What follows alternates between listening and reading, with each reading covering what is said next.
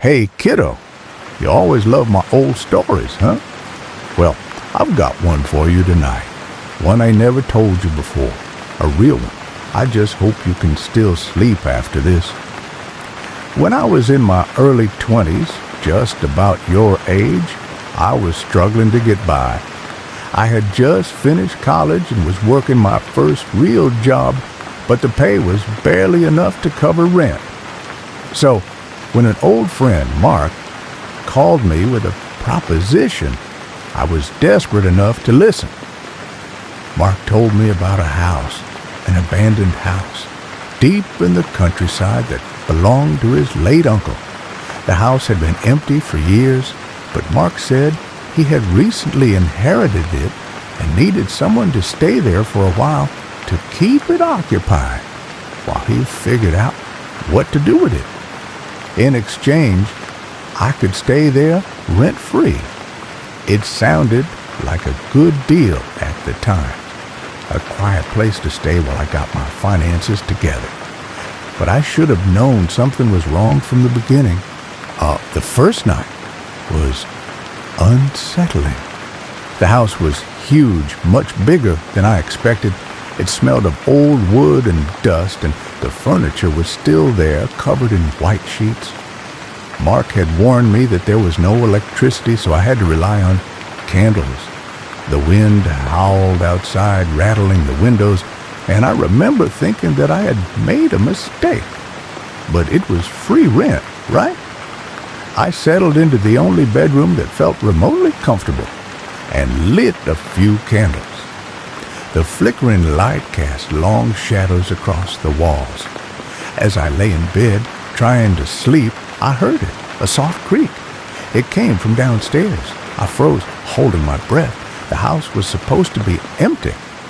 Maybe just the wind, I told myself. Old houses make noises. But then it came again. A slow, deliberate creak, like a footstep on old wood. I grabbed my flashlight and crept downstairs, my heart pounding. I checked every corner, but there was nothing. Just empty rooms and silence. I tried to shake it off and went back to bed. But the creaking continued every night. At first, I convinced myself it was the house settling. But then, one night, I heard something different. A whisper. It was faint, just at the edge of my hearing. A soft voice murmuring something I couldn't understand. It sent chills down my spine. I started keeping a knife under my pillow. The real terror began a week later. I had gotten used to the creaks, but that night I woke up to the feeling of something watching me. My room was pitch black, the candles long since burned out. The air felt thick, heavy. Then I heard breathing, not mine. Just beyond the foot of my bed, something was standing there. I couldn't see it, but I felt it. The air was colder, the silence deeper. And then the bed sank slightly, as if someone was sitting at the edge of it. I bolted upright, swinging my flashlight in the darkness, but there was nothing there, just an empty room.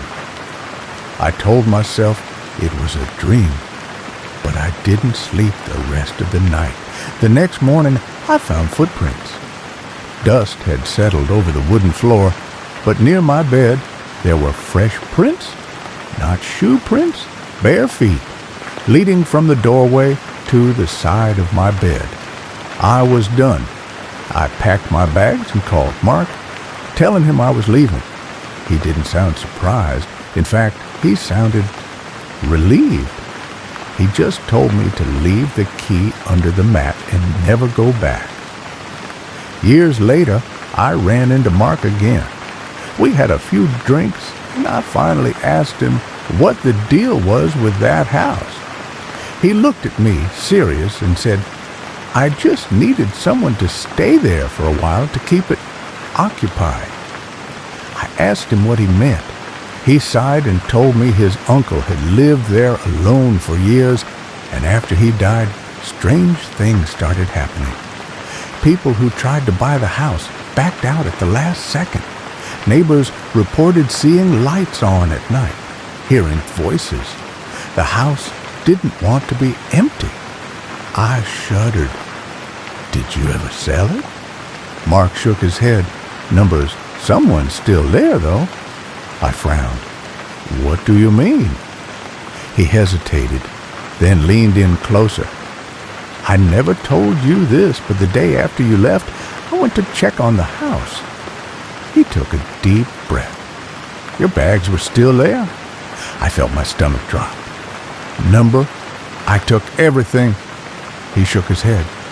I found your bags right where you left them, but someone else was sleeping in your bed. I didn't say anything. I couldn't, because I knew. Whatever was in that house, it had been watching me all along. The next morning, I woke up with a start, drenched in sweat. The eerie sounds from last night still echoed in my mind. The footsteps, the whispering, the ominous presence that seemed to loom just beyond my vision. The dim morning light struggled to penetrate the thick curtains of my childhood bedroom, casting long, unsettling shadows across the walls. For a moment, I considered the possibility that it had all been just a dream. But then I saw the scratch marks on the wooden floor near the door, deep, fresh, and unmistakably real. I reached for my phone and saw a text from Mark. Man, I couldn't sleep at all. I swear I heard something outside my tent. Did you hear anything last night? I hesitated before replying. Yeah, we need to talk. After washing up and forcing myself to eat something, I met Mark outside. His face was pale, his usual easygoing demeanor replaced by something much more serious. We sat on the old porch steps, the morning air heavy with the scent of damp earth and pine. What happened to you? I asked. Mark rubbed his arms as if he were still cold. I don't know, man. I was lying there just trying to sleep, and I kept hearing these noises like something moving around the tent. At first I thought it was just the wind. Then I heard it, whispering, really faint, but it was right outside. A chill ran down my spine. Did you see anything? He shook his head. Number, I was too scared to unzip the tent, but it felt like something was waiting. We exchanged uneasy glances. Neither of us wanted to admit it out loud, but we both knew something was very wrong. I decided we needed answers. If I was going to be haunted by this place, I wanted to know why. I suggested we visit the town's archives, see if we could dig up any history about the house. Maybe there was something we had overlooked as kids, something that could explain what was happening. The town library was an old brick building, its interior smelling of aged paper and dust. A kind-looking elderly librarian helped us access old records, and after some searching, we found what we were looking for. The house, it turned out, had a history. In the 1940s, a family had lived there, a father, mother, and their young son. The records were vague, but there were mentions of the child disappearing under mysterious circumstances. The father, accused of having something to do with it, had been found dead in the very room I had slept in last night. The official report stated it was suicide, but whispers around town spoke of something else, something darker. The mother had been institutionalized not long after, rambling about things in the walls. I felt my stomach drop. Mark, this house. We played here as kids, and we never knew any of this. Mark shook his head. Maybe we weren't supposed to. That night, I insisted we sleep in the car. I wasn't stepping foot inside that house again. Mark agreed, though he seemed reluctant to leave the tent behind. We parked just down the road from the house, making sure we had a clear view of it. The night was eerily still, except for the occasional sound of insects chirping. And then, at exactly 3:12 a.m., we saw it. A shadow moved past one of the windows. It wasn't us. It wasn't an animal. It was something else. Something tall. Something deliberate. The silhouette lingered for a moment, then disappeared deeper into the house. My breath caught in my throat. Mark grabbed my arm. "Did you see that?" I nodded slowly, unable to tear my eyes away from the house. Then, almost as if it knew we were watching, the front door creaked open just a crack. Neither of us moved. Neither of us spoke. But in that moment, I swear we both had the exact same thought. We were never supposed to come back here. And now, it knew we had. A week had passed since my return to that cursed house, yet the nightmares lingered. Every night I would wake up drenched in sweat. The image of that twisted shadow burned into my mind. It felt as if something had followed me back, something unseen, yet ever present. Mark hadn't been himself either.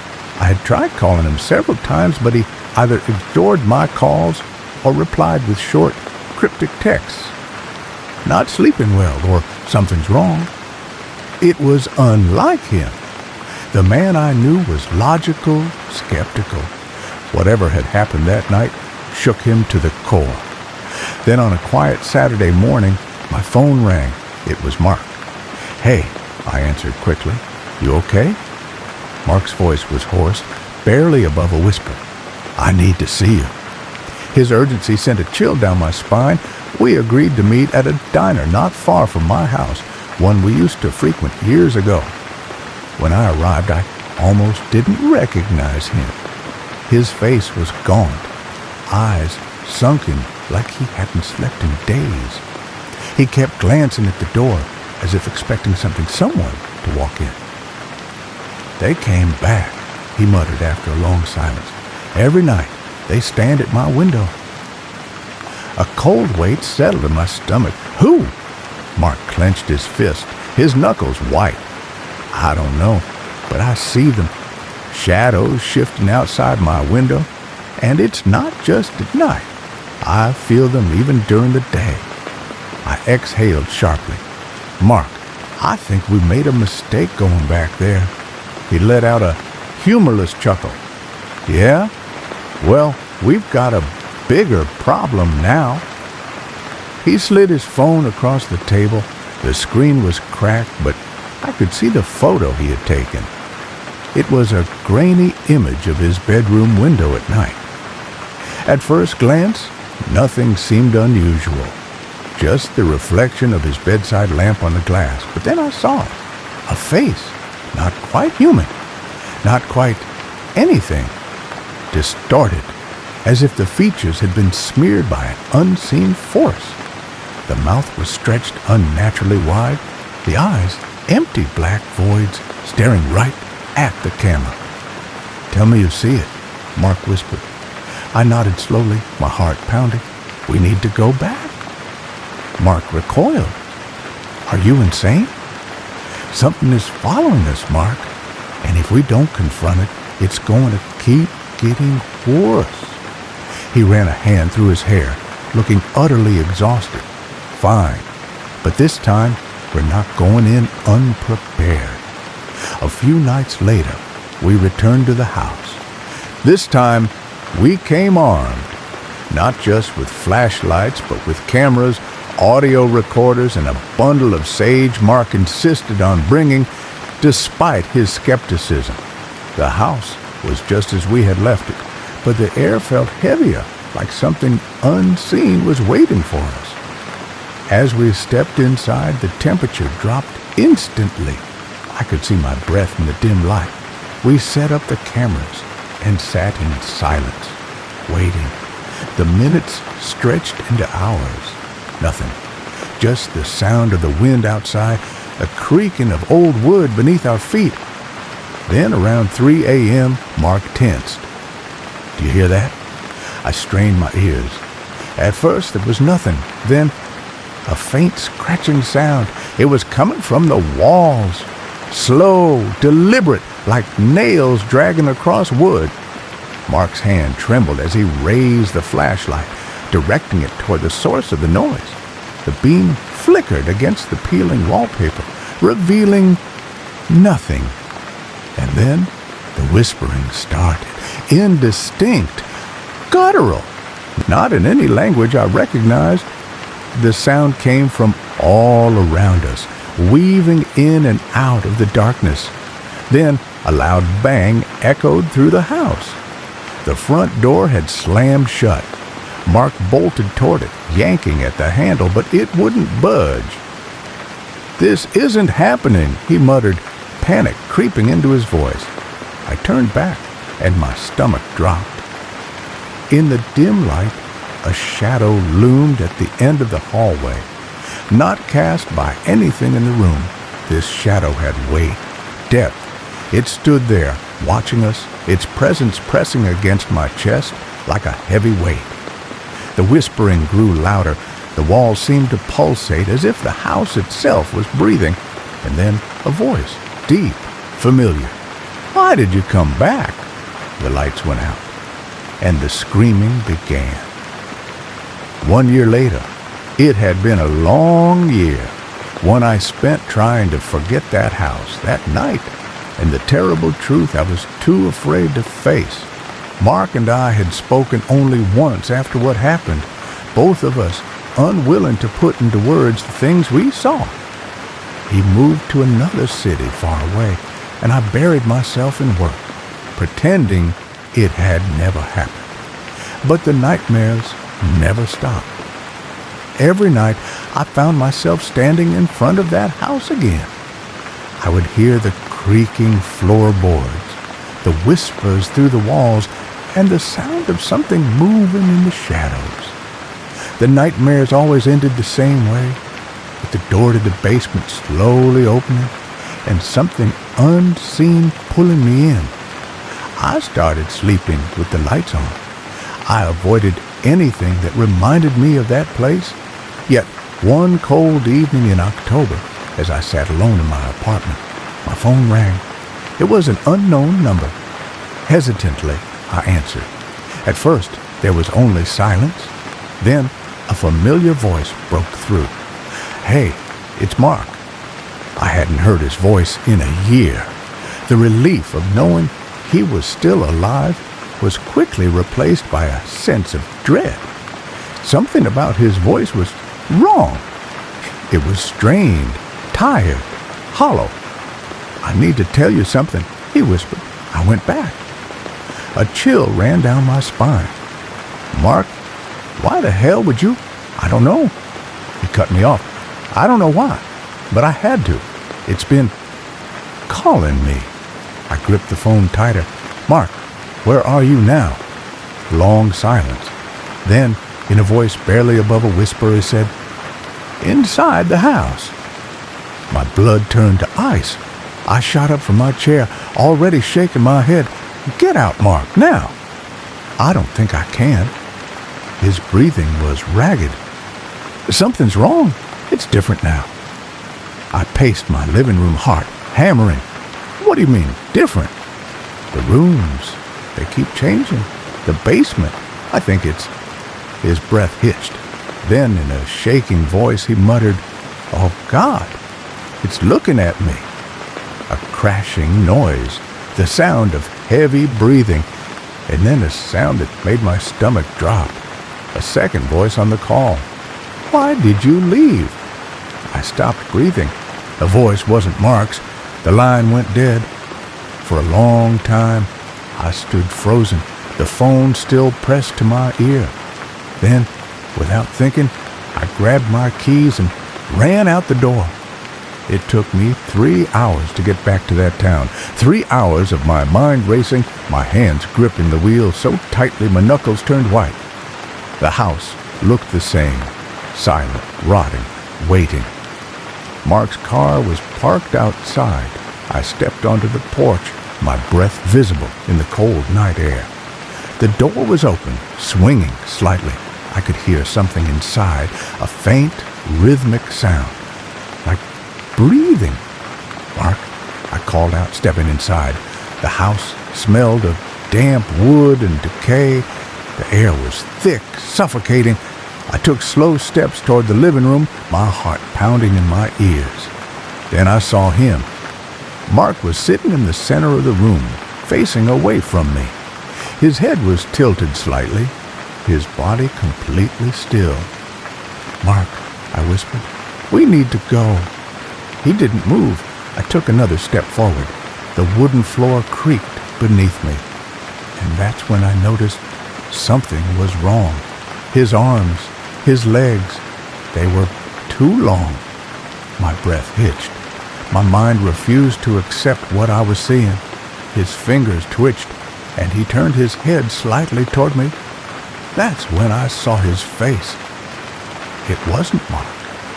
The thing wearing his skin smiled, and the last thing I remember was the lights going out and the sound of the door slamming shut behind me. Well, kiddo, that's the story. Hope you can still sleep. Me? I'm gonna sleep just fine. Night.